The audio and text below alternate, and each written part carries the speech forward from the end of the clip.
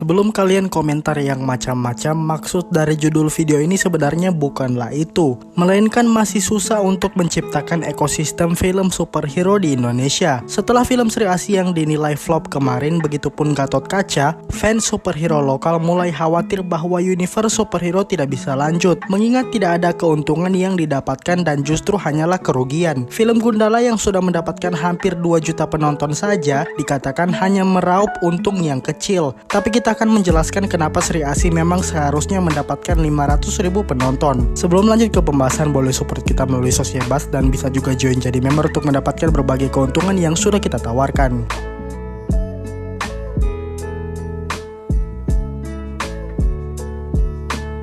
Ada banyak faktor yang membuat kita berani mengatakan itu. Pertama, lihat saja Gatotkaca yang hanya mendapat 100.000 lebih penonton. Meskipun waktu rilis Sri Asih yang jauh lebih bebas dari COVID, tetap saja kedua film ini memiliki perbedaan. Sri Asih sudah mempunyai fanbase sendiri yang menanti film ini, alias penonton Gundala yang menantikan kelanjutan universe Bumi Langit. Sementara Gatotkaca harus mengemban tugas layaknya Gundala, dengan kata lain sebagai film pembuka universe dan menciptakan penonton. Padahal kalau dipikir-pikir, orang harusnya lebih familiar dengan Gatotkaca dibandingkan Sri Asih. Tapi orang bisa tahu lebih jauh tentang Sri Asih karena medianya komik. Sementara untuk Gatotkaca harus membaca Mahabharata atau menonton wayang terlebih dahulu. Jangan lupa dengan pengaruh testimoni penonton. Mungkin banyak orang tidak jadi menonton Gatotkaca setelah melihat review jelek film ini, sehingga mereka mengurungkan niat pergi ke bioskop. Lalu bagaimana dengan Gundala yang bisa dapat 1,7 juta penonton, dan bahkan sebelumnya ada Wiro Sableng dengan 1,5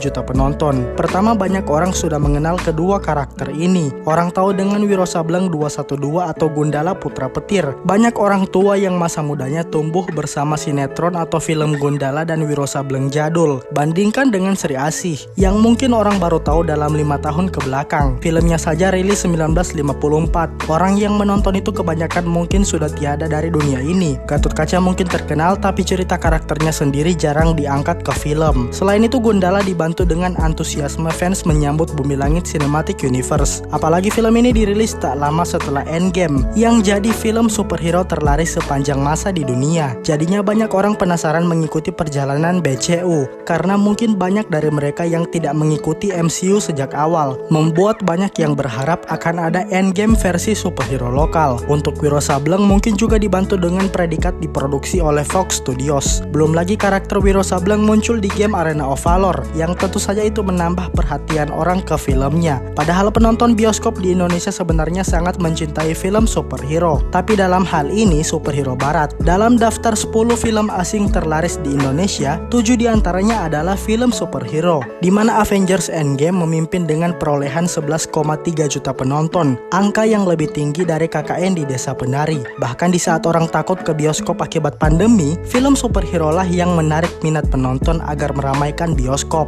Di tahun 2020 akhir ada Wonder Woman 1984 yang mendapatkan 500.000 penonton, angka yang lumayan mengingat pembatasan bioskop saat itu. Selanjutnya Shang-Chi dengan 1,5 juta penonton, Venom 1,4 juta penonton, Eternals 2,4 juta, dan yang paling tinggi Spider-Man No Way Home dengan 8,8 juta penonton, perolehan yang masih lebih tinggi dari KKN di Desa Penari, serta melampaui Avengers Infinity War yang hanya punya 8,1 juta penonton. Padahal No Way Home seharusnya tidak diuntungkan karena dirilis di masa pandemi. Intinya orang Indonesia sebenarnya suka dengan film superhero. Yang jadi masalah adalah standar CGI yang mereka terapkan sudah level Hollywood. Sementara penggunaan CGI di film superhero lokal masihlah minim. Momen Gundala menggunakan petirnya bisa dihitung jari. Gatotkaca bertarung hanya sekitaran 30 menit terakhir film. Dan tentu Wiro Sableng tidak bisa dibandingkan karena CGI-nya diproduksi oleh Fox, studio Hollywood level internasional. Bahkan setelah Sri Asih yang punya CGI yang cukup banyak dan cukup bagus, itu saja masih belum cukup mendatangkan fans superhero ke bioskop. Jadi kenapa film superhero susah laku di tanah air sendiri adalah CGI. Untuk meningkatkan CGI tentu butuh biaya produksi yang lebih banyak.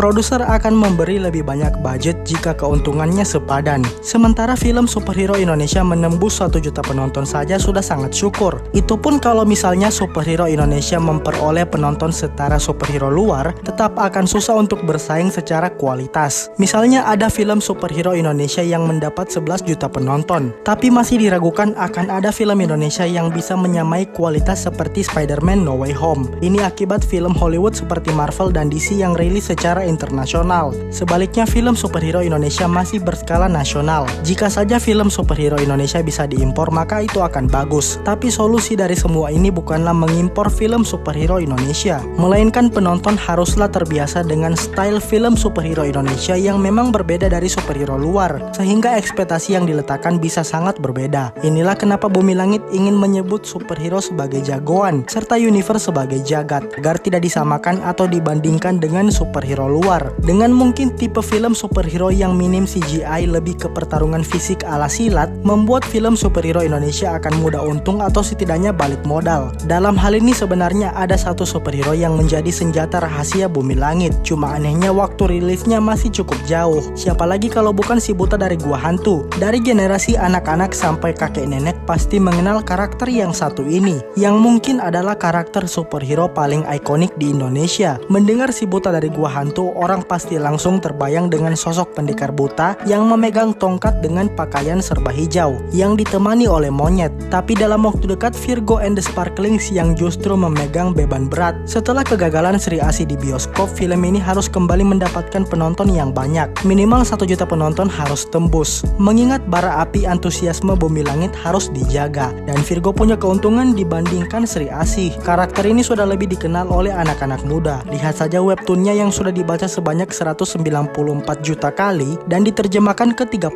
bahasa, membuat ada kemungkinan Virgo bisa memenuhi harapan itu, dan setidaknya menjaga Bumi Langit bisa terus berjalan sampai akhirnya mereka akan terbang di si buta dari gua hantu.